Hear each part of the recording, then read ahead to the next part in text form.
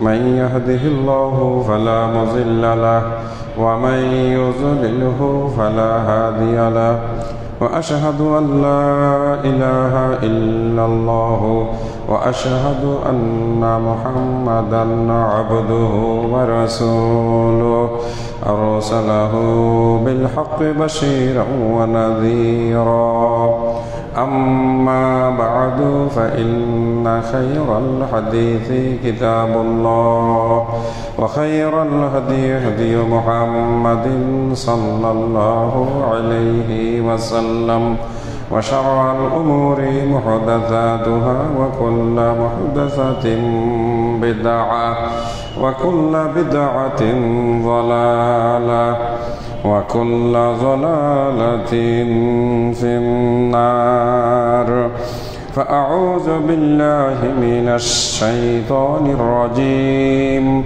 بسم الله الرحمن الرحيم اقترب للناس حسابهم وهم في غفلة معرضون ما يأتيهم من ذكر من ربهم محدث إلا استمعوه وهم يلعبون لاهية قلوبهم وأسروا النجوى الذين ظلموا هل هذا إلا بشر مثلكم أفتأتون السحر وأنتم تبصرون وقال سبحانه وتعالى وإن من شيعته لإبراهيم إذ جاء ربه بقلب سليم إذ قال لأبيه وقومه ماذا تعبدون أئفكا آلهة دون الله تريدون وقال سبحانه وتعالى وقال إني ذاهب إلى ربي سيهدين رب هب لي من الصالحين فبشرناه بغلام حليم وقال سبحانه وتعالى وأمر أهلك بالصلاة واصطبر عليها لا نسألك رزقا نحن نرزقك والعاقبة للتقوى আল্লাহ সুবহানাহু ওয়া তাআলার জন্য যাবতীয় প্রশংসা আলহামদুলিল্লাহ। বিশ্বনবী মুহাম্মদুর রাসূলুল্লাহ সাল্লাল্লাহু আলাইহি ওয়াসাল্লামের প্রতি দরুদ এবং সালাম।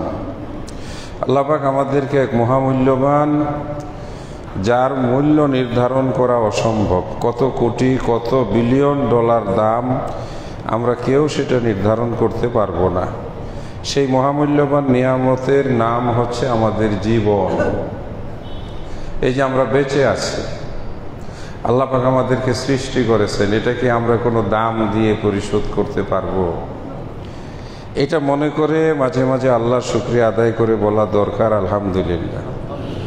চোখের সামনে আমাদের কত আপন প্রিয় মানুষ চলে যাচ্ছে, একদিন আমরাও চলে যাব, এটা চিরন্তন সত্য। আল্লাহ পাক কোরআন মাজিদে বলছেন, যে আয়াতগুলো আজকে পড়েছি তার ভিতরে এক জায়গায় আছে ইকতারাবা লিন্নাসি হিসাবুহুম ওয়া হুম ফি গাফলাতিন মুরিজুন। ইকতারাবা মানে হচ্ছে নিকটবর্তী হচ্ছে, ইকতারাবা কাছে আসতেছে, আস্তে আস্তে আস্তে আস্তে আমাদের কাছে আসতেছে। কি হিসাবুহুম, আমাদের হিসাব দেওয়ার দিন। আমরা কি সবাই হিসাব দেওয়ার জন্য প্রস্তুত আছি? টুপ করে হঠাৎ করে একদিন দম বন্ধ হয়ে যাবে, তখন অনেক কিছু দুনিয়াতেও থাকবে এলোমেলো, আর নিজের আমল নামা তো আরো বেশি থাকবে এলোমেলো। আল্লাহ সুবহানাহু ওয়া তাআলা আমাদেরকে জান্নাত দিতে চান, আমাদের জন্য তিনি জান্নাত বানিয়ে রেখেছেন আলহামদুলিল্লাহ। আল্লাহ কত দয়ালু এবং মেহেরবান যে তিনি দুনিয়াতে আমাদের পাঠানোর আগে এই দুনিয়াতে আমাদের যা কিছু প্রয়োজন হবে সব কিছু তিনি এখানে সৃষ্টি করে রেখে দিয়েছিলেন। এখনো দেখেন আমরা যা কিছু খাই সব কিছু সকালবেলায় আমাদের চোখের সামনে হাজির পাই। আশ্চর্য ব্যাপার। আমরা তো রাত্রে আরামে ঘুমাই, ঘুম থেকে উঠে বাজারে গেলে চাল ডাল তেল পেঁয়াজ রসুন আলু শাক সবজি সব কিছু হাজির পাই। কে কোথায় থেকে কিভাবে এগুলো বাজারে এনে হাজির করলো? হয়তো বলবেন রাত্রে ট্রাকে আসছে, কিন্তু এই যে সারা পৃথিবী থেকে এই খাদ্যগুলো যে বাজারে আসলো কার জন্য? আপনাকে খাওয়ানোর জন্য, আমাকে খাওয়ানোর জন্য। আলহামদুলিল্লাহ। এই ম্যানেজমেন্ট, ব্যাংকের ভাষায় কি বলে ম্যানেজমেন্ট, এই যে চমৎকার ব্যবস্থাপনা। একটা বাজারে চাউল নাই, একটা বাজারে তরকারি নাই, সকালে কি অবস্থা শুরু হয়ে যেত। সব জায়গায় পাওয়া যায়। আসমানের মালিক, জমিনের মালিক, সমস্ত সৃষ্টি জগতের মালিক, তিনি তো ঘুমান না। লা তাখুযুহু সিনাতুন ওয়ালা নাওম। আমরা ঘুমাই, ক্লান্ত হলে ঘুমিয়ে পড়ি, কিন্তু আল্লাহ সুবহানাহু ওয়া তাআলা তার বান্দাদের খাবারের জন্য কি চমৎকার ম্যানেজমেন্ট করে রেখেছেন যে আজকে আমরা সকালে সবাই কম বেশি কিছু না কিছু খেয়েছি। এমন কেউ নাই যে সকালে খাবার পাইনি। তা আমরা কি সেই আল্লাহর জন্য একটু শুকরিয়া আদায় করে বলবো না আলহামদুলিল্লাহ? এই মহামূল্যবান জীবন পেয়েছি সেজন্য কি বলবো না আলহামদুলিল্লাহ? আমরা যে প্রতিদিন হিসাবের দিকে এগিয়ে যাচ্ছি, ইকতারাবা লিন-নাসি হিসাবুহুম ওয়া হুম ফি গাফলাতিন মুরিজুন। মানুষের হিসাব তার নিকটে আসতেছে, তার মানে আমরা আস্তে আস্তে মৃত্যুর দিকে এগিয়ে যাচ্ছি। আল্লাহু আকবার। একসাথে হজ করলাম, সেই মিনা মুজদালিফা আরাফায় থাকলাম, আজিজিয়াতে বিদায়ের সময় আমরা স্থান নিলাম, চোখের সামনে ভাসছে মালটাগুলো কেটে কেটে আমাদেরকে দিলেন। কি বন্ধুত্ব! আমি বগুড়ায় খবর পেলাম জানাজা হচ্ছে আমাদের পূর্বপাড়া মসজিদের সম্মানিত মুতাওয়াল্লি, আমাদের একজন প্রিয় মানুষ মোশাররফ ভাইয়ের চলে গেলেন। আমার চোখের সামনে ভাসছে, আমার আব্বা মসজিদে বসা পড়তেছেন, আমি গোসল করে আসলাম, বেঞ্চের মধ্যে একজন হালকা পাতলা শুকনা মানুষ বসা, যার নাম আলহাজ আলতাফ হোসেন। আমার আব্বাকে বললেন আমাদের মসজিদে একজন খতিব দেন। 40 বছর আগের সেই দৃশ্য চোখের সামনে ভাষা, চলে গেলেন। আজকেও একজনের সঙ্গে কথা বলতে বলতে বলতেছি, এই যে আপনিও বৃদ্ধ হয়ে গেছেন, আমিও বৃদ্ধ হয়ে গেছি। হয় একদিন টপ করে আপনি শুনবেন আমি নাই, অথবা আমি বেড়াইতে এসে শুনবো আপনি নাই। এখন নাই হয়ে যাওয়াটাই আমাদের জীবনে একটা সামনে চূড়ান্ত ঘটনা। এই কথাগুলো আজকে কেন বলতেছি? ইব্রাহিম আলাইহিস সালাতু ওয়াস সালাম, তার পুত্র ইসমাইল আলাইহিস সালাতু ওয়াস সালাম, কিছু ঘটনা, যেই ঘটনাগুলো আমরা প্রতি বছর শুনি। আজকের দিন বাদ দিলে কোরবানির ঈদের 1 মাসও নাই। আজকের দিন বাদ দিলে হজের 1 মাস তো দূরের কথা, মোটামুটি আরো মাসের কোনা ভেঙে গেছে। বছর আসবে, বছর যাবে, হজ আসবে, হজ শেষ হয়ে যাবে, কোরবানির মৌসুম আসবে, কোরবানি আমরা দেব। সম্মানিত দিনী ভাইয়েরা, প্রস্তুতি কি আমাদের পরকালের জন্য? আল্লাহ সুবহানাহু ওয়া তাআলা আমাদের জন্য জান্নাত বানিয়ে রেখেছেন। একটু আগেই বলেছি, দুনিয়াতে তিনি আমাদেরকে পাঠিয়েছেন আল্লাহ পাকের যখন ইচ্ছা হয়েছে তখন। দুনিয়া থেকে তিনি আমাদেরকে উঠিয়ে নিয়ে যাবেন, সেখানে গেলে আমাদের এক জায়গা হবে না, জায়গা 2টা হয়ে যাবে, আলাদা আলাদা। এই দুনিয়ার কাজকর্ম যদি ভালো হয় আমাদের জায়গা হবে জান্নাতের ভিতরে। এই দুনিয়ার কাজকর্ম যদি খারাপ হয় আমাদের জায়গা হবে জাহান্নামের ভিতরে। ওখানে ভালো জায়গায় যেতে হলে এই জায়গায় ভালো কাজের পরিমাণ বাড়াতে হবে, এই জায়গায় নেক আমলের পরিমাণ বাড়াতে হবে, এই জায়গায় সম্বল সংগ্রহ করতে হবে। এজন্য আল্লাহ সুবহানাহু ওয়া তাআলা আমাদেরকে কতগুলো সুযোগ দিয়েছেন। এই যে আর মাত্র কয়েকদিন, এই ভাঙ্গা মাস চলে গেলেই নতুন একটা চাঁদ উদিত হবে, জিলহজ মাসের চাঁদ। ওই জিলহজ মাসের 10 দিনের কথা আল্লাহ সুবহানাহু ওয়া তাআলা কোরআন মাজিদে বলেছেন। ওই 10 দিনের কথা আমাদের নবী মুহাম্মদুর রাসূলুল্লাহ সাল্লাল্লাহু আলাইহি ওয়াসাল্লাম একেবারে সহিহ বিশুদ্ধ হাদিস বুখারী মুসলিমের, মা মিন আইয়ামিন আহাব্বু ইনদাল্লাহ, কোন ওই রকম বছরের মধ্যে আর কোন দিন নাই। আহাব্বু, আহাব্বু শব্দের অর্থ হলো পছন্দের, প্রিয়, সবচাইতে আল্লাহ সুবহানাহু ওয়া তাআলার কাছে মর্যাদাপূর্ণ, প্রিয়, পছন্দের দিন সারা বছরে আর নাই। যে দিনগুলো আল্লাহ পাক জিলহজ মাসের প্রথম 10 দিনে রেখেছেন। এই 10 দিন রোজা রাখা, এই 10 দিন রাতে তাহাজ্জুদ নিয়মিত পড়া, এই 10 রাত আল্লাহ সুবহানাহু ওয়া তাআলার কাছে কান্নাকাটি করা, এই 10 রাতের মর্যাদার কথা আল্লাহ সুবহানাহু ওয়া তাআলা কোরআন মাজিদে এক জায়গায় শপথ করেছেন, ওয়ালায়ালিন আশর, 10 রাতের কসম। এই আর কয়েকদিন পরে যদি একেবারে হিসাব করে বলি তাহলে 18 দিন পরেই আলহামদুলিল্লাহ চাঁদ উঠে যাবে ইনশাআল্লাহ। তারপর এই তো সেই দিনগুলো আসবে। ওই দিনগুলোর ভিতরে আল্লাহ সুবহানাহু ওয়া তাআলা রেখে দিয়েছেন বান্দার জন্য অফুরন্ত নিয়ামত, জান্নাতে যাওয়ার সহজ উপায় রেখেছেন। ওর ভিতরে হজ, 9 তারিখ আরাফা, যে আরাফার ময়দানে যারা থাকবে, আরাফার দিবসে আল্লাহ রাব্বুল আলামিন সবচেয়ে বেশি আল্লাহর বান্দাকে ক্ষমা করেন। তার গুনার খাতা আল্লাহ খুলেন না, খালি বলেন আমার মাঠে ঢুকছে, ও হজের জন্য আমার মাঠে ঢুকছে, মাফ করে দাও। তবে যদি কেউ হক নষ্ট করে গিয়ে থাকে ওটা মাফ হবে না। নামাজে ত্রুটি ছিল, রোজায় ত্রুটি ছিল, আল্লাহর ইবাদত করতে গিয়ে ত্রুটি হয়েছিল, সেগুলো আল্লাহ সুবহানাহু ওয়া তাআলা ক্ষমা করবেন। আপনি আরেকজনের জমি বিক্রি করে টাকা নিয়ে হজে গেছেন, আপনাকে আল্লাহ কেমনে মাফ করবে? আপনি আরেকজনের ওয়ারিশ ঠকিয়ে দিয়েছেন, বোনের ওয়ারিশ না দিয়ে আপনি হজে চলে গেছেন, এইটা আল্লাহ কেমনে মাফ করবেন? হুকুক, হ্যাঁ, আল্লাহর সঙ্গে যেটা আপনি কুফরি করেছিলেন, আল্লাহর সঙ্গে আপনি বেঈমানি করেছিলেন, একটু পাগলামি করেছিলেন, যৌবন বয়সে পানি পুনি খেয়ে মাথা টাল ছিল, বলছেন আমি আল্লাহ চিনি না, এটা কুফরি, আমি আল্লাহ মানি না। কিন্তু আরাফার ময়দানে যখন গেছেন তখন তো আপনি আল্লাহকে মাইনেই গেছেন, কথা ঠিক কিনা? আল্লাহকে বিশ্বাস করেই তো ওই মাঠে গেছেন, সেই জন্য আল্লাহ সুবহানাহু ওয়া তাআলা আপনাকে ক্ষমা করে দিবেন। আবার দেখেন, আমরা যারা দেশে আছি, আরাফার দিবসের কি দাম, সুবহানাল্লাহ। একটা নফল রোজা, একটা আরাফার দিবসের রোজা, আগের 1 বছর, পিছনের 1 বছর আল্লাহ রাব্বুল আলামিন তার গুনাহ মাফ করে দিলেন।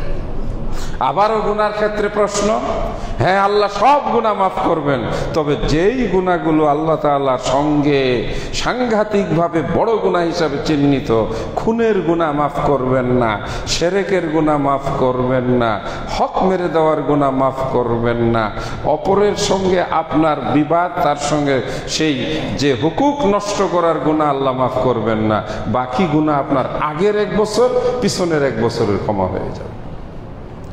এরপর আপনি 9 তারিখ গেল, 10 তারিখ, সুবহানাল্লাহ, 10 জিলহজ, আল্লাহ সুবহানাহু ওয়া তাআলা চোখের সামনে ওই দৃশ্য, বাবা তার ছেলেকে নিয়ে বের হয়েছে, ছোট্ট ছেলে, হাঁটার মতো বয়স হয়েছে, ফালাম্মা বালাগা মাহু সায়া, হাঁটা শিখেছে, একটু একটু দৌড়াতে পারে ছোট ছেলে, রাস্তা দিয়ে নিয়ে যাচ্ছে, আল্লাহর হুকুম, আল্লাহর সন্তুষ্টি।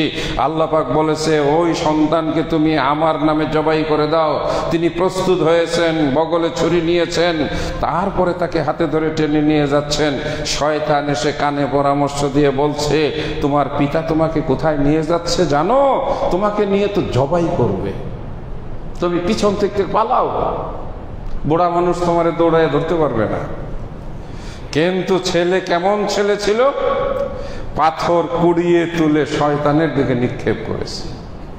আল্লাহ রাব্বুল আলামিন এই পাথর নিক্ষেপ করার দৃশ্যটা আল্লাহ এতটাই পছন্দ করেছেন, কবুল করেছেন, আজকে হাজী সাহেবদের জন্য আল্লাহ পাক এটা ওয়াজিব করে দিয়েছেন।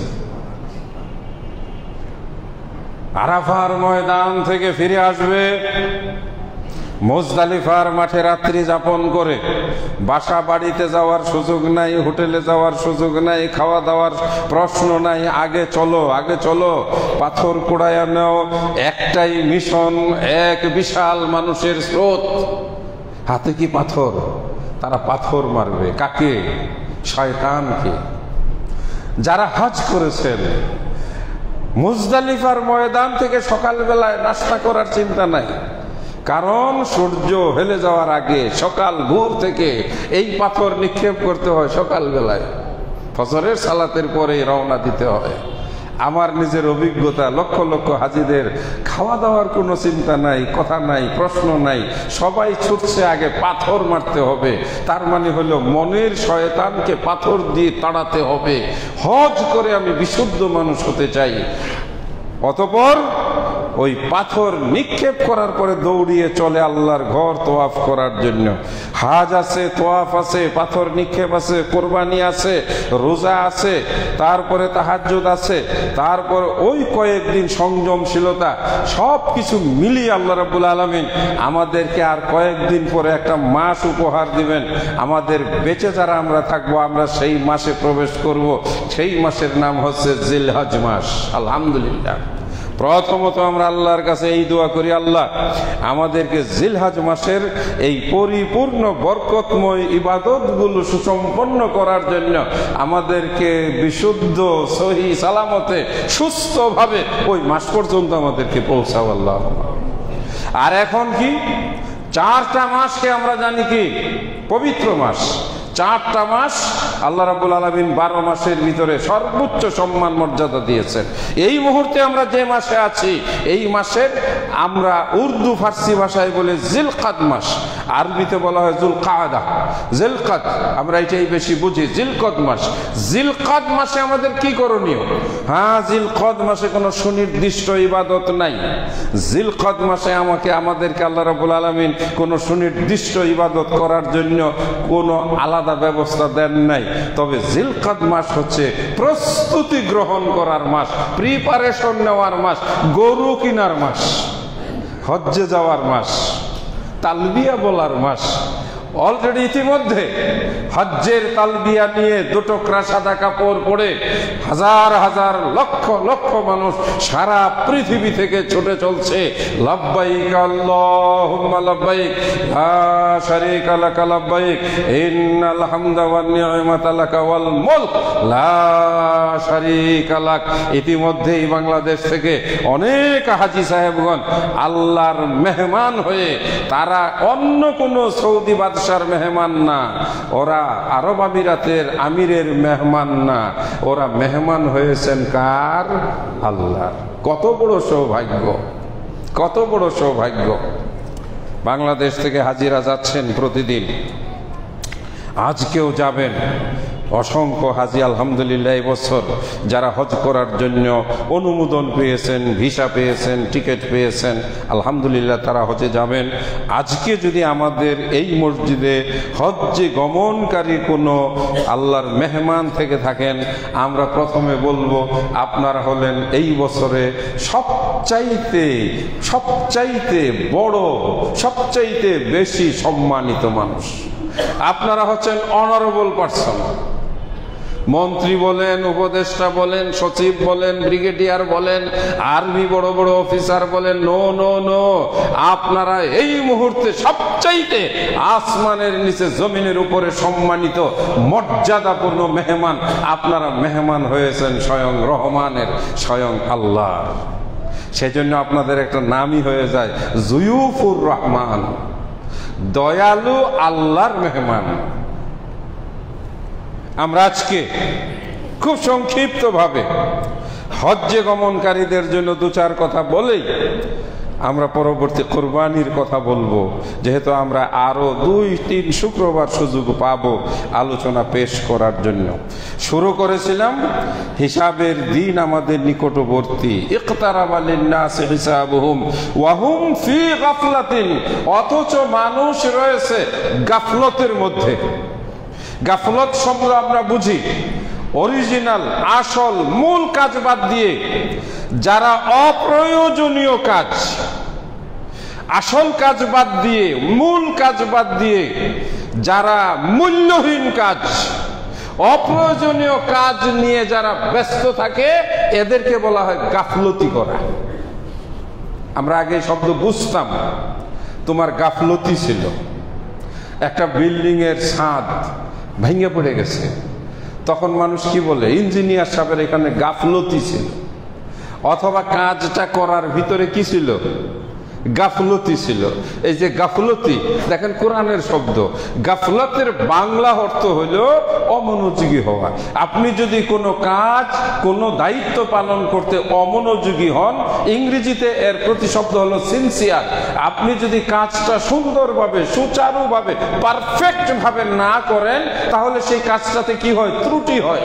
হে মানুষ, তুমি আস্তে আস্তে এগিয়ে যাচ্ছ তোমার হিসাবের দিনের দিকে, অথচ তুমি গাফলতির মধ্যে, অথচ তুমি অমনোযোগী হয়ে আছো তোমার আসল দায়িত্ব পালনের। তোমার আসল দায়িত্ব কি, তোমার জান্নাতে তোমার নিজেকে এই দুনিয়া থেকেই ব্যবস্থা করে যেতে হবে।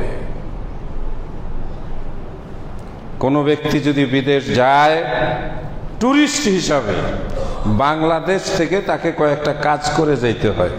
যারা বিদেশ ভ্রমণ করেন তারা জানেন, এক নম্বরে ভিসা টিকিট তো লাগবেই, তার সাথে সাথে ওই ভিসা পাওয়ার সাথে আপনার একটা শর্ত থাকে, আপনি ওই দেশের কোনো হোটেল বুকিং দিয়েছেন কিনা, থাকবেন কোথায়, রাস্তায় থাকবেন কোথায়, নদীর পাড়ে থাকবেন কোথায়, রেল স্টেশনে, ওটা হবে না। আপনাকে ওখানে, আপনি একজন টুরিস্ট হিসাবে, বিদেশ সফরকারী হিসাবে আপনাকে বুকিং দিতে হয় কোথায় থেকে, বাংলাদেশে বসে। আপনার হোটেল যখন কনফার্ম হয়, এটাকে ইংরেজিতে বলে কনফার্মেশন। অতএব ওই দেশের রাষ্ট্রদূত দেখে আপনার কত টাকা পাসপোর্টের মধ্যে, ওই যে এনরোলমেন্ট বলা হয়, কত ডলার আপনি ওখানে লিখেছেন, আপনার ডলার আছে কিনা। ডলার যদি না থাকে আপনার ভিসা ক্যান্সেল। একই হিসাব। কবরে চেকিং হবে, ইমিগ্রেশন। মানুষের ইমিগ্রেশন সেন্টার কোনটা? মারা তো গেলেন, আপনাকে নিয়ে বিমানবন্দরে বাইরে নামাই দিয়ে দোয়া কালাম পড়ে আপনি তো বললেন যাও ভাই সহি সালামতে, আপনি ভিতরে ঢুকলেন। ভিতরে ঢুকার পরে জায়গা মতো গিয়ে আপনাকে এবার দিতে হবে পাসপোর্ট, ভিসা, টিকিট। এইগুলো ওই ইমিগ্রেশন অফিসার চেক করে। আমার আপনার ইমিগ্রেশন অফিস হলো ওই যে কাঁধে করে নিয়ে, দুই টুকরা সাদা কাপড় পরিয়ে কাঁধে করে নিয়ে, অর্থাৎ খাটিয়ার মধ্যে শোয়ায়ে নিয়ে আপনাকে কবরের ভিতরে নামাইয়া মাটি দিয়া, ভাই বোন আত্মীয় স্বজন সবাই তো চলে আসলো, ভাই তুমি কবরে ভালো থাকো। সঙ্গে সঙ্গে দরজা খুলে যাবে, দুই অফিসার চলে আসবে। এই দুই অফিসারের নাম কবরে মুনকার নাকির। এরা এসে বলবে ভাই পাসপোর্টটা দেন আগে, আপনার পরিচয় দেন, আপনি কি মুসলিম, আপনি কি আল্লাহকে চিনেন, আল্লাহকে জানেন, আপনার দিন কি, আপনি কোন দিন অনুসরণ, ন্যাশনালিটি কি, হ্যাঁ ওই যে পাসপোর্টে লেখা থাকে আপনার ন্যাশনালিটি নাই, আপনি রোহিঙ্গা, আপনাকে ওখানেই আটকাবে। একেবারে সেম সেম। অতঃপর যদি কবরের ভিতরে আপনার ইমিগ্রেশন চেকিং ঠিক হয়ে যায়, আপনাকে বলবে ওকে আপনি পাস যান। আর যদি আপনার কাগজপত্র ঠিক না থাকে ওখানে আটকায় দিবে। ঠিক যেন একজন বিদেশ যাত্রী মানুষের ক্ষেত্রে আল্লাহ সুবহানাহু ওয়া তাআলা বলেন ওয়াহুম মুরিজুন, শুধু গাফেল নয়, অমনোযোগী নয়, বরং তারা মরবে, তারা মৃত্যুবরণ করবে, পরকালে তাদেরকে হিসাব দিতে হবে। এই বিষয়টাই তারা মানতে চায় না, মনেই করে না। কত জানাজা পড়ছি, আল্লাহু আকবার, কতজনের জানাজা পড়লাম, কতজনকে এই দুই হাত দিয়ে শক্ত মাটির তলে শোয়ায়ে দিয়েছে নোয়ায়ে চোখের জলে।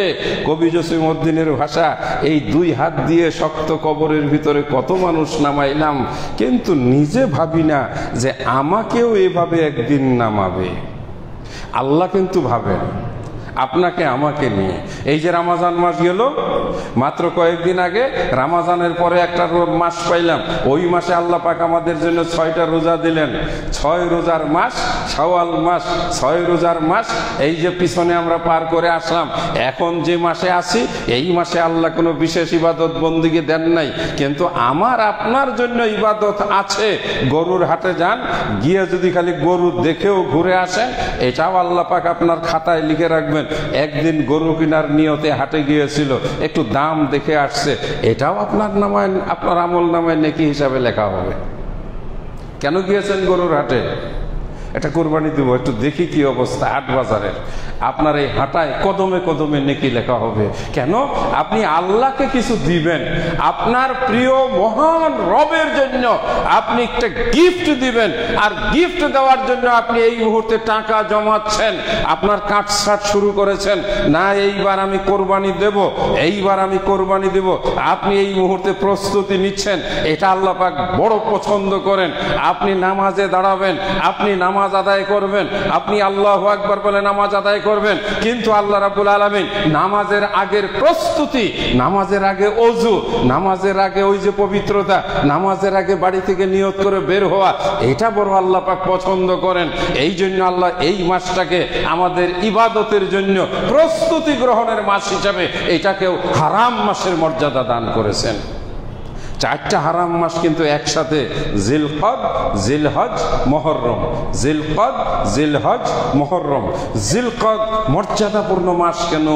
সেই জামানায় 1500 বছর আগে, 2000 বছর আগে এই মাসগুলো পৃথিবী সৃষ্টির সময় থেকে নিয়ে কোটি কোটি বছর যাবত এই মাসগুলো সম্মানের মাস। কেন?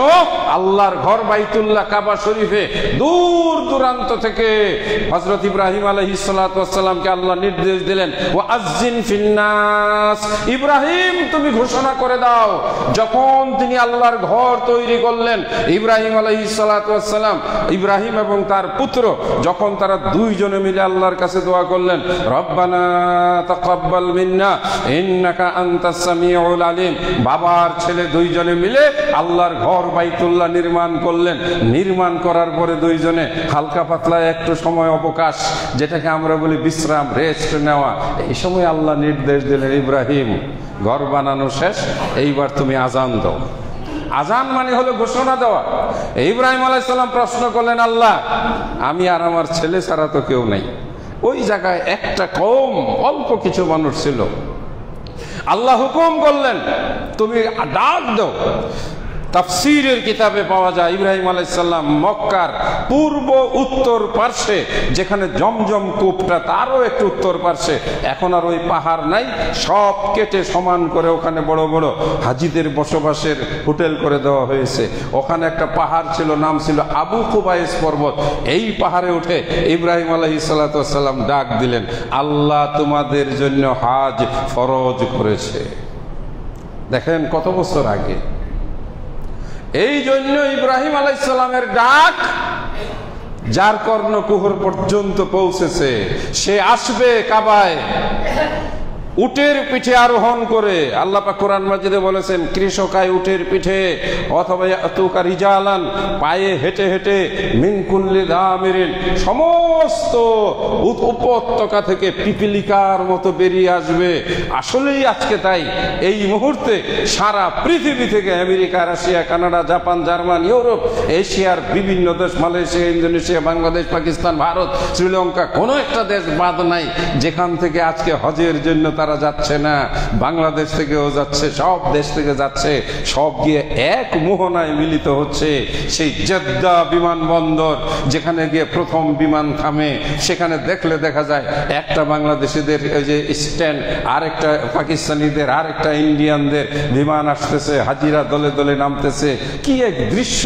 অথচ ইব্রাহিম আলাইহিস সালাতু ওয়াস সালাম আযান দিয়েছিলেন, ডাক দিয়েছিলেন হজ্জের জন্য, ওয়াজ্জিন ফিন্নাস, তুমি তুমি হজ্জের জন্য আজান দাও।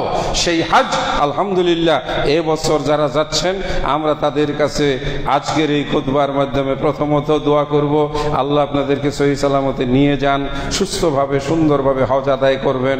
হজ্জে গিয়ে সংযমী হবেন, হজ্জে গিয়ে ভিতরে আল্লাহর ভয় রাখবেন, হজ্জে গিয়ে সবসময় আল্লাহকেই স্মরণ করবেন। আল্লাহু আকবার, আল্লাহু আকবার, লা ইলাহা ইল্লাল্লাহ, আল্লাহু আকবার, আল্লাহু আকবার, ওয়ালিল্লাহিল হামদ। 10 তারিখ, 11 তারিখ, 12 তারিখ, এই সময়গুলোতে এই তাকবীর। যাওয়ার সময় আপনার মুখে থাকবে সেই লাব্বাইক আল্লাহুম্মা লাব্বাইক লা শারীকা লাক লাব্বাইক। আপনি গিয়ে প্রথমে উমরা সুসম্পন্ন করবেন, যেটুকু নিয়ম কানুন ভালো করে শিখে যাওয়ার, হজ জীবনে একবার ফরজ। এই ফরজ ইবাদতটি নবী মুহাম্মদুর রাসূলুল্লাহ সাল্লাল্লাহু আলাইহি ওয়াসাল্লামের সহিহ সুন্নাহ মোতাবেক যেন হয়।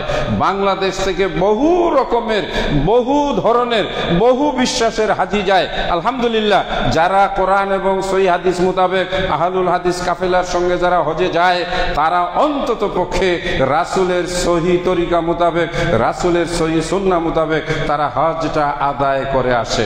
ওখানেও ভেজাল আছে, ওখানে হজের সময় ওই নিজেদের গোড়ামি, নিজেদের ওই বানানো নিয়ম অনুযায়ী অনেক কাজকর্ম করানো হয়, বিশেষ করে যারা এজেন্সি থাকে। একটা বিষয় আমি দৃষ্টি আকর্ষণ করব, কোনো নিয়ম কানুন বলবো না। আপনি বাংলাদেশ থেকে যাচ্ছেন ফরজ হজ্জের জন্য, ফরজ হজ্জের সঙ্গে যুক্ত আছে একটা ওমরা। যদি আপনি ওমরা করার পরে মাঝখানে লম্বা সময় পান, তাহলে আপনি হালাল হতে পারবেন। সেই জন্য এই হজ্জের নিয়ত করতে হয় হজ্জে তামাত্তু। এই হজ্জের নাম হজ্জে তামাত্তু। তামাত্তু শব্দের অর্থ হলো মাঝখানে একটু বিশ্রাম নেওয়া। অতএব আপনি যখন বিমানে উঠবেন, ঢাকা থেকে যদি আপনাকে বলা হয় এখনই তালবিয়া পড়েন, এখনই লাব্বাইক পড়েন, আপনি বলবেন না, আমি মরলপাড়া মসজিদের মুসল্লি, আমার জানা আছে কখন বলতে হবে। তার মানে হলে আপনি বিমানে উঠবেন, 4 ঘন্টা পার করবেন, 4.5 ঘন্টার সময় আপনাকে জানানো হবে যে আমরা এহরাম বাঁধার কাছাকাছি জায়গায় চলে এসেছি। তার মানে হলো জেদ্দা বিমানবন্দরে নামার 25 থেকে 28 মিনিট আগে আপনার ওই ইয়ালামলাম একটা সীমানা পর্বত আছে, এই পর্বত সীমানা অতিক্রম করা হয়। একটা বিমানে 5.5 ঘন্টা সময় লাগে, অর্থাৎ আপনি 4.5 ঘন্টা নিশ্চিন্ত বিমানে থাকতে পারবেন। অতএব যখন আপনাকে বলা হবে আপনি তখনই নিয়ত করবেন, প্রথমে মনে মনে নিয়ত, অতঃপর এইটা শব্দ করে, যে শব্দটি বলতে আল্লাহুম্মা লাব্বাইকা উমরাতান, আমি ওমরার নিয়ত করলাম। মনে মনে ধারণা আমি তামাত্তু হজের নিয়ত করলাম। এটা শব্দটা মনে রাখতে হবে। হজ 3 পদ্ধতিতে আদায় হয়, শুধুমাত্র হজ, কোনো উমরা নাই, শুধুমাত্র হজ, উমরা নাই, কোরবানি নাই, ওই বেশি দিন থাকাও দরকার নাই। গেল 7 তারিখে, 8 তারিখ, 9 তারিখ, 10 তারিখ, 11 তারিখ, 12 তারিখ হজ করে চলে আসলো, আর কোনো ঝামেলা নাই। এটাকে বলা হজ্জে ইফরাদ। যারা ওখানে থাকে, যারা ওখানে ওই বসবাস করে, তাদের জন্য এটা একটা সহজ পদ্ধতি, হজ হয়ে গেল। আর যারা দূর থেকে যায়, বিদেশ থেকে যায়, জীবনে একবার সুযোগ 5-6 লাখ টাকা খরচ করে তারা উমরার সাথে হজ আদায় করে, দীর্ঘদিন মক্কায় মদিনায় থাকার কারণে একই এহরামের পোশাকে এহরাম বাঁধা অবস্থায় থাকা কঠিন। যে কোনো সময় এহরামের অবস্থায় চুল একটা টান দিয়ে ছিঁড়লাম, নখ ভাঙলাম, অথবা শরীর চুলকাইতে গিয়ে দেখা গেল যে আমার চুলকানিতে চুল ভাঙলো, এই ধরনের কাজ করার কারণে, অথবা কোথাও একটু দৃষ্টি পড়ে গেল, অথবা একটু অতিমাত্রায় কথা বলতে গিয়ে কেউ একটু পাপের মধ্যে জড়ায় গেলাম, হতেই পারে মানুষের মধ্যে, দেখা যায় গল্প করার সময় মিথ্যা কথা চলে আসে। এইভাবে হজ উমরার যে মর্যাদা নষ্ট হয়। আল্লাহ সুবহানাহু ওয়া তাআলা ব্যবস্থা দিয়েছেন যে তুমি মক্কায় প্রবেশ করবে, মক্কায় প্রবেশ করে আগে তুমি উমরা সুসম্পন্ন করবে।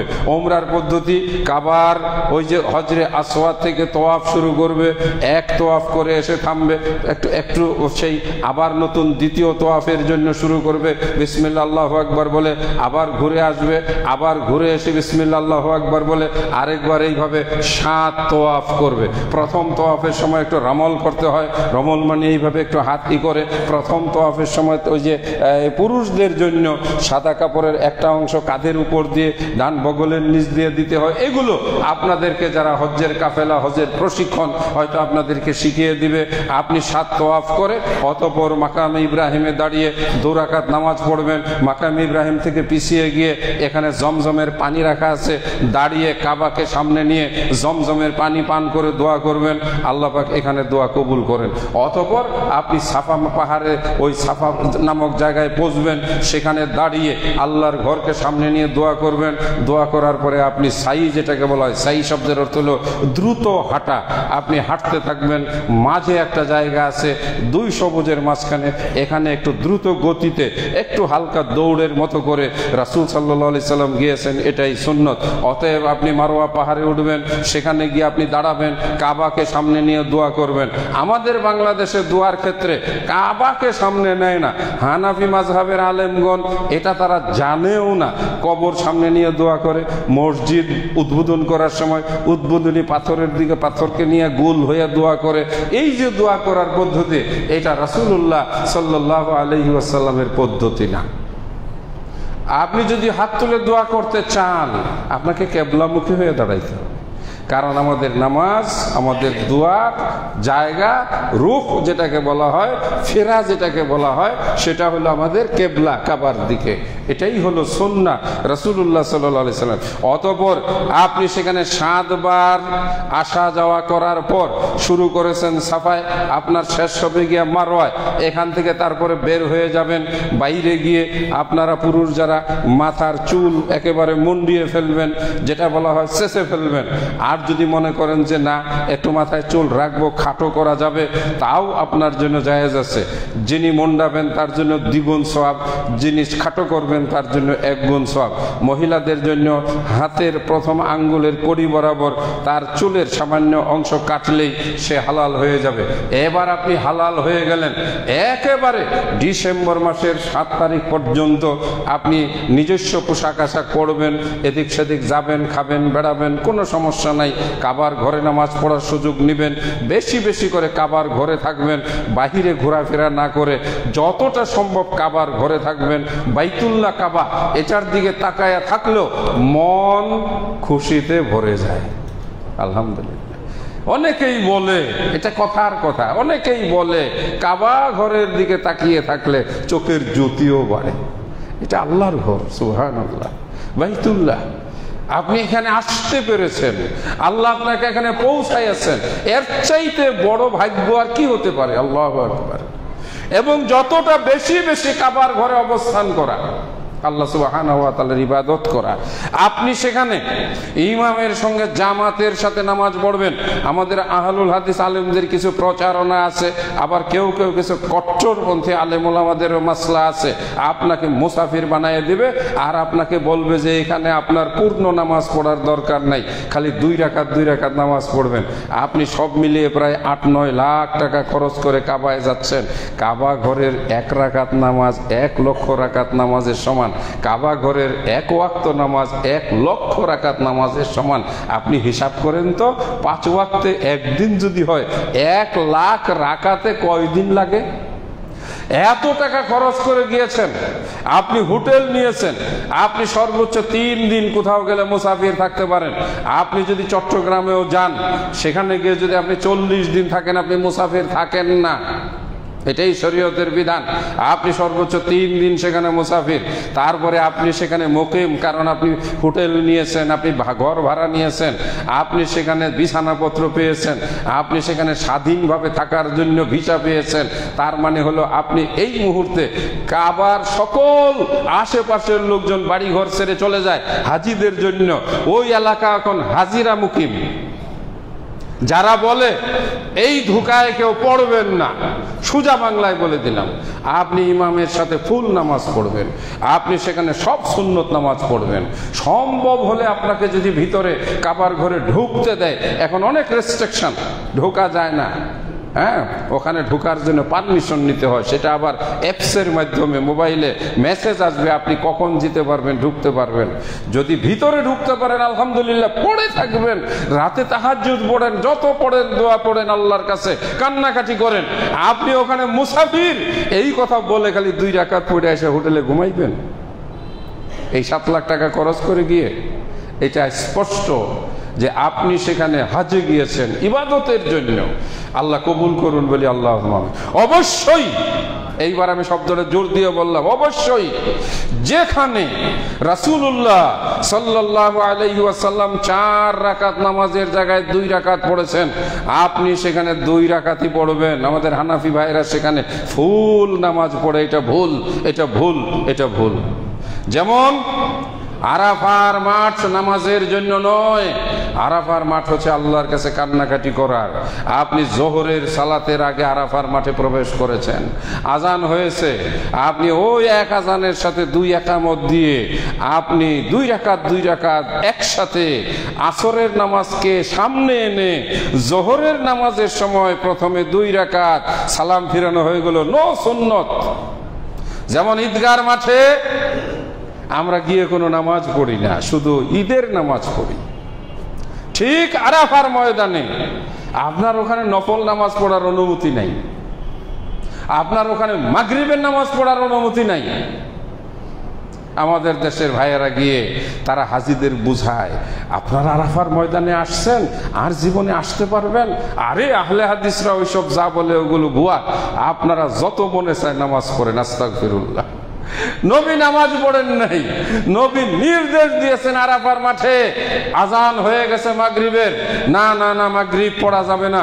আরাফার মাঠ থেকে 7 কিলোমিটার 7.5 কিলোমিটার দূরে হইলো ওই সেই মুজদালিফা। আপনি যদি পায়ে হেঁটে যান রাত 10:30 বাজে, আলহামদুলিল্লাহ আমি 7 বার পায়ে হেঁটে গিয়েছি। ওই মাঠে রাত 10:30 পৌনে 11টায় পৌঁছার পরে নবীর নির্দেশ, ওখানে গিয়ে তুমি মাগরিব পড়বা। তাহলে আরাফার মাঠে নামাজ পড়ার জন্য না, আসি জোহর এবং আসরের সময় হয়ে গেছে, ফলে আসর নামাজটাকে আমি সামনে টেনে এনে প্রথমে জোহরের 2 রাকাত, তারপরে আসরের 2 রাকাত পড়ে শেষ। এইবার শুধুমাত্র মোনাজাত, শুধুমাত্র দোয়া, কান্নাকাটি করা। আল্লাহু আকবার। বিভিন্ন দেশের মানুষের তাঁবুর ভিতর থেকে কান্নার আওয়াজ আসে, বাংলাদেশের তাঁবুর ভিতর থেকে জর্দা দিয়া পান খাওয়ার ঘ্রাণ আসে। আমি 2-1টা তাঁবুতে দেখেছি মিলাদও হয়, কিয়াম হয়। আস্তাগফিরুল্লাহ। ওরা কাবায় গিয়ে সেরেক করে আর ডিব্বা নিয়ে যায়, পানির ডিব্বা, বাস নামাজ শেষ একটু দোয়া করায় দেয় ওদের মানে যে এজেন্সির মুআল্লিম, আসেন আসেন আয়ার দোয়া করি, কতক্ষণ আমিন আমিন এই কতক্ষণ সুর করে তারা কি করে মোনাজাত করে, মোনাজাত শেষ। এইবার পান খাওয়া শুরু হয়েছে, কেউ জর্দা দিয়ে পান খাচ্ছে, ঘোরাফেরা করতেছে। আমরা বোঝানোর চেষ্টা করেছি, ভাইরে আজকে এখানে গল্প করার জায়গা না, আপনি একটু আড়ালে গিয়ে একটু দূরে সরে গিয়ে একটু কান্নাকাটি করেন, আল্লাহর কাছে আপনি গুনার কথা বলেন। এই জায়গায় 2 রাকাত করে পড়তে হবে। মিনার মাঠে 5 ওয়াক্ত নামাজ, আরাফার মাঠে আসার আগের দিন এখানে আপনাকে 2 রাকাত করে পড়তে হবে। তবে এই জায়গায় ওয়াক্ত মতো নামাজ পড়তে হবে। জোহরের নামাজের সময় জোহরের নামাজ, আসরের নামাজের সময় আসরের নামাজ, এশার নামাজের সময় এশার নামাজ। আবার মিনার মাঠে আপনি যখন সমস্ত কাজকর্ম সেরে আরাফার ময়দান থেকে মুজদালিফা থেকে কঙ্কর নিক্ষেপ করা থেকে আপনি আসবেন কাবায় এসে হজ্জের তোয়াফ এবং সাই করা, এটা করে ফেললে আপনার হজ্জের বড় অংশ চলে গেল। এর মধ্যে আপনার কুরবানি, আপনি যদি কুরবানি নিজে হাতে দিতে পারেন উত্তম, এটা খুব কঠিন কাজ। তা না হলে আপনি ব্যাংকের মাধ্যমে টাকা জমা দিবেন, আপনার কাছে মেসেজ চলে আসবে আপনার কুরবানি হয়ে গেছে, অতঃপর আপনি মাথা মুন্ডন করে ফেলবেন। মাথা মুন্ডন করে ফেললে আপনার মোটামুটি ভাবে হজের গুরুত্বপূর্ণ অংশ পূরণ হয়ে গেল। এবার আপনি গোসল করবেন, এহরামের কাপড় পরিবর্তন করে সাধারণ জামা কাপড় পরবেন। রাতের বেলায় যতই কষ্ট হোক আপনাকে কষ্ট করে মিনার তাঁবুতে এসে রাত্রে থাকতে হবে। আমাদের দেশের হানাফি আলেমরা, বুড়া বয়স্ক হাজিদের এবং ওই আলেম উলামারাও বলে যে মিনায় গিয়ে রাত্রে থাকতে হবে না, ওটা আমাদের মাযহাবে নাই, ওটা ওই শাফি মাযহাবের মধ্যে আছে। মাযহাবের দোহাই দিয়ে এরা আরাফার মাঠ ওই মিনার ময়দানে না গিয়ে মক্কার হোটেলে রাত্রে ঘুমায়, আপনার হজ শেষ। এই ধরনের বহু রকমের বিদাতি কাজ, ভণ্ডামি কাজ হজের সময় চালু আছে। যাই হোক, এই বিষয়ে আর কথা বলছি না। আল্লাহ আপনাদেরকে সহি সালামতে হজ সুসম্পন্ন করে আসার তৌফিক দান করুন, বলি আল্লাহুম্মা আমিন। আকুলু কাউলি হাযা ওয়া আস্তাগফিরুল্লাহ লি ওয়া লাকুম ওয়া লিসাইরিল মুসলিমিন। আলহামদুলিল্লাহ ওয়াসসালাতু ওয়াসসালামু আলা রাসূলিল্লাহ, আম্মা বাদ। আমরা যারা দেশে আছি এবার আমাদের জন্য প্রস্তুতি, আর সেটা হলো কোরবানির প্রস্তুতি। আমরা প্রত্যেকেই আমাদের সবচাইতে যাকে আমরা বেশি আদর করি, যেমন আমাদের সন্তান, আমরা তার জন্য বাজারে গেলে একটা ভালো জিনিস খুঁজে পছন্দ মতো জিনিস কিনে তার জন্য নিয়ে আসি। কেন? যার জন্য জিনিসটা কিনি তাকে আমি হৃদয় মন দিয়ে ভালোবাসি। সবচেয়ে বেশি ভালোবাসি কাকে? আল্লাহ, তিনি আমার সৃষ্টিকর্তা।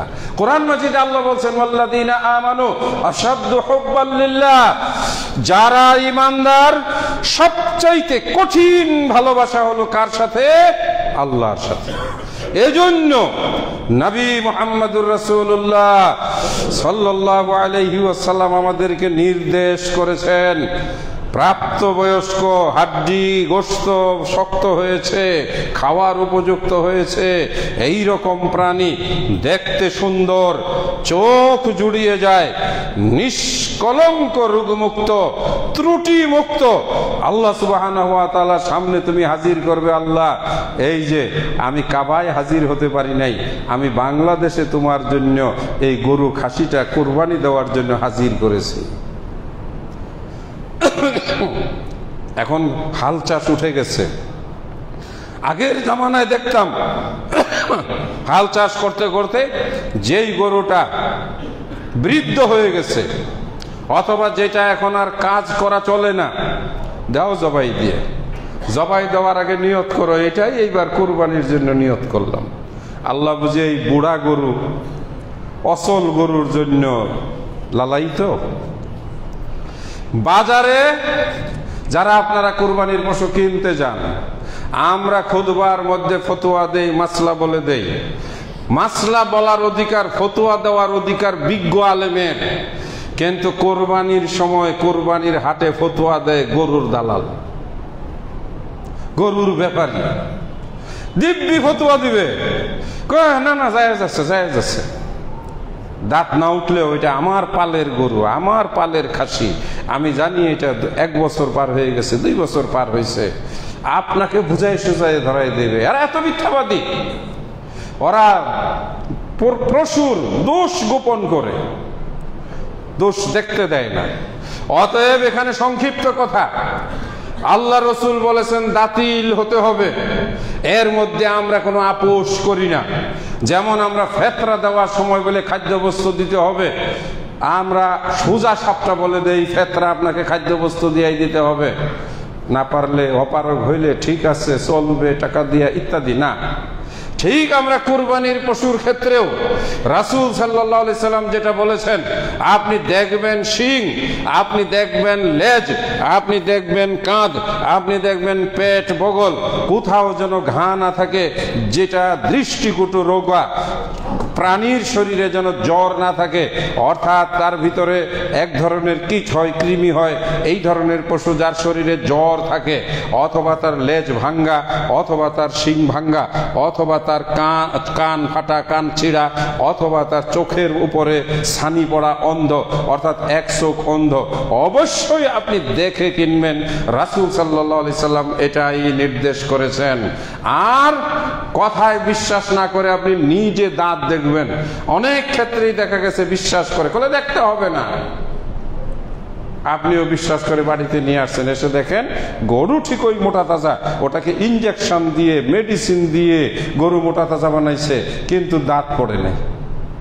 অনেক সময় এই কসাই বা এই গরুর ব্যবসায়ীরা কোরবানির হাটে নেওয়ার আগে ওই গরুর দাঁত বাইরিয়া নরম করে, যখন বলে যে না এই যে দেখেন দাঁত তো পড়ে নাই, বলে হাত দাঁত দেখেন এই যে নড়তেছে, পড়ে যাবে, এখনো তো ঈদের 5 দিন বাকি আছে, আপনি এর মধ্যে দাঁত পড়ে যাবে। ও কিন্তু সকালে এই নিরীহ এই বুবা প্রাণীকে পিটাইয়া হাতুড়ি দিয়া এই দাঁত নড়াইছে। এরা এত মিথ্যাবাদী জালেম। সম্মানিত দিনী ভাইরা, আজকে এখানেই আমরা শেষ করবো ইনশাআল্লাহ। কুরবানির বিষয়, ঈদুল আজহার বিষয় এবং সাথে আগামী জিলহজ মাসের 10 দিনের ইবাদতের বিষয়, বিশেষ করে 9 তারিখে রোজা রাখার বিষয় নিয়ে আমরা আগামী জুমা এবং তার পরের জুমাও আলোচনা শুনতে পাবো। আল্লাহ সুবহানাহু ওয়া তাআলা আমাদেরকে তৌফিক দান করুন, আমিন। একটি অত্যন্ত আমাদের জন্য অবশ্যই প্রত্যেক মৃত্যু, সেই ব্যক্তি যদি ইমানের হালতে সুস্থভাবে মৃত্যুবরণ করে, প্রথমে শুনে বলতে হয় আলহামদুলিল্লাহ। মৃত্যুবরণ করার পরে এই কথা বলা জায়েজ নাই, আমরা ভারাক্রান্ত, আমরা দুঃখিত, উনি অকালে মৃত্যুবরণ করেছেন, কথাগুলো বলা ঠিক না। কোনো ব্যক্তি অকালে মৃত্যুবরণ করে না, তার ওইটুকুই আল্লাহ হায়াত বেঁধে দিয়েছেন। আমি আহমদুল্লাহকে যদি আল্লাহ তাআলা ৬২ বছর দিয়ে থাকেন, আমি ৬৩ বছর বাঁচবো না। আলহাজ মোশাররফ হোসেন সাহেবকে আল্লাহ তাআলা যেটুকু হায়াত দিয়েছিলেন ওইটুকুই বাঁচছেন। কেউ যদি বলে আহারে ওনার বয়সের তো অনেক মানুষ বেঁচে আছে, উনি অকালে মৃত্যুবরণ করলেন, তাহলে আপনি আল্লাহর ফায়সালার উপরে আপনি নিজে আবার একটু মাতবুরি করলেন। আপনি কত বড় পণ্ডিত যে আপনি তার বয়স নির্ধারণ করেন। আবার অনেক সময় বলে আমি অত্যন্ত ভারাক্রান্ত হৃদয়। মিয়া, তোমার ভারাক্রান্ত হওয়ার কি আছে? আল্লাহ যাকে বানাইছে আল্লাহ তাকে নিয়ে গেছে। তুমি বলো যে আলহামদুলিল্লাহ উনি খুব সুন্দর মৃত্যুবরণ করেছেন, উনি ইমানের সাথে গিয়েছেন, এটা বড় খুশির খবর। ইন্না লিল্লাহ, আমরা আল্লাহর জন্য, ওয়া ইন্না ইলাইহি রাজিউন। ইন্না লিল্লাহ শব্দের অর্থ কান্নাকাটি করা নয়। ইন্না লিল্লাহ শব্দের অর্থ দুঃখ প্রকাশ করা নয়। ইন্না লিল্লাহ শব্দের অর্থ হলো স্বীকৃতি দেওয়া, আমার ভাই আল্লাহর কাছে গেছে, আমিও আল্লাহর কাছে যাচ্ছি। প্রত্যেক মৃত্যু ব্যক্তির বিষয়টিকে আমরা এইভাবেই নিব। পাকিস্তান জমিয়তে আহলে হাদিসের দীর্ঘ ৩৫ বছরের উপরে যিনি সভাপতি ছিলেন এবং যিনি পাকিস্তান সরকারের পার্লামেন্টের সিনেটর ছিলেন, সিনিয়র সিনেটর, আইন প্রণেতা, যিনি এই গত আমাদের ফেব্রুয়ারি মাসে আমাদের এই মহাসম্মেলনে এসেছিলেন, আল্লামা ডক্টর আব্দুল বারী রাহিমাহুল্লাহ সময়ে যিনি এসেছিলেন এবং যিনি সারা বিশ্বে একজন সমাদৃত আলেম, সৌদি সরকার যাকে অত্যন্ত গুরুত্ব দিতেন, আমাদের সেই সাজিদ মীর রাহিমাহুল্লাহ, তিনি গত সপ্তাহে এই ৩ দিন আগে ইন্তিকাল করেছেন, যেটা আমাদের সঙ্গে তার একটা আত্মার সম্পর্ক ছিল। আমরা আলহামদুলিল্লাহ তাকে আল্লাহ পাক সারা জীবন খেদমত করিয়ে দিনের পথে রেখে নিয়ে গেছেন। আল্লাহ তাকে জান্নাত নসিব করুন। তো এরকম একজন বিশ্ব বরেণ্য আলেমের জন্য বাংলাদেশ জমিয়তে আহলে হাদিসের উলামা মাশায়েখ অর্থাৎ প্রত্যেকটা আহলে হাদিস অবশ্যই আমরা একটু ব্যথা তো পাবই, এটাই স্বাভাবিক। আত্মীয় স্বজন চলে গেলে যেমন আমরা কষ্ট পাই, তার জন্য আল্লাহর কাছে দোয়া করব আল্লাহ যেন তাকে মাফ করেন, এবং তার জন্য আমরা জুমার সালাতের সাথে সাথেই একটু গায়েবানা জানাজা করব। জানাজার বিষয় একটু স্পষ্ট করতে চাই। মসজিদের ভিতরে অনেক জায়গায় সামনে জায়গা কাটা, ওখানে লাশ রেখে জানাজা পড়ার ব্যবস্থা আছে। যদি জুমার দিনে নামাজের সময়ে কোনো জানাজা নিয়ে আসে তাহলে উত্তম হলো সালাত, ফরজ সালাত আদায় করেই সাথে সাথে জানাজা পড়ে এটা বিদায় দিয়ে দেওয়া। অতএব যে জানাজার সঙ্গে যাবে সে যাবে, আর যারা মসজিদে থাকবে তারা সুন্নত আদায় করবে। জানাজা যদি মাঠে থাকে, দূরে, আপনাকে এখান থেকে সালাত আদায় করে যেতে হবে, তাহলে ফরজ নামাজের পরে দ্রুত কমপক্ষে 2 রাকাত জুমার সালাত বা অন্য সালাতের যদি সুন্নত থাকে আপনি পড়ে যাবেন। আলহামদুলিল্লাহ, এটাই নিয়ম। আমরা কাবা ঘরে দেখেছি ফরজ নামাজের পরে একটা ঘোষণা হয়, আসসালাতু আলাল মাইয়িত, আসসালাতু আলাল আমওয়াত, অর্থাৎ এখন জানাজা হবে। জানাজা যে একটু কাগজটা মাশাআল্লাহ, জায়গির মৌলভী নামে যিনি পরিচিত ছিলেন, অত্যন্ত সহজ সরল, দিনদার, তাকওয়া, পরহেজগার সম্পন্ন ব্যক্তি। আল্লাহ তাকে জান্নাত নসিব করুন, জান্নাতের উচ্চ স্থানে দান করুন।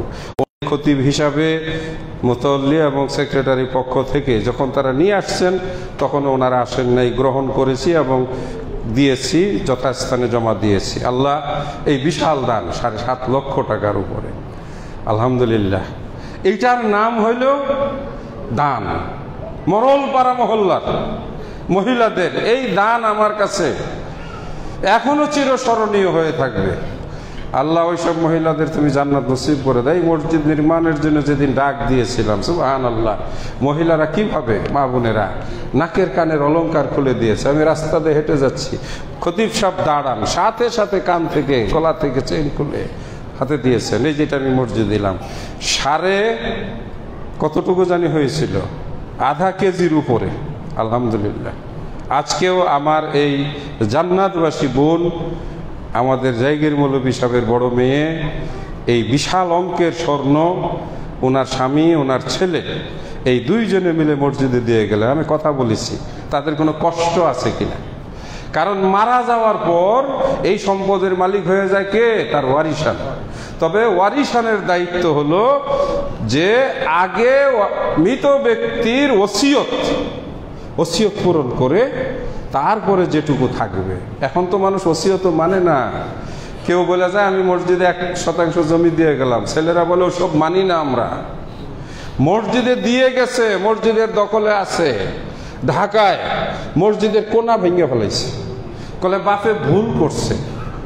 দেখেন আল্লাহু আকবার, মসজিদে দান করে গেছে, ওই জায়গার উপরে মসজিদও বানাইছে।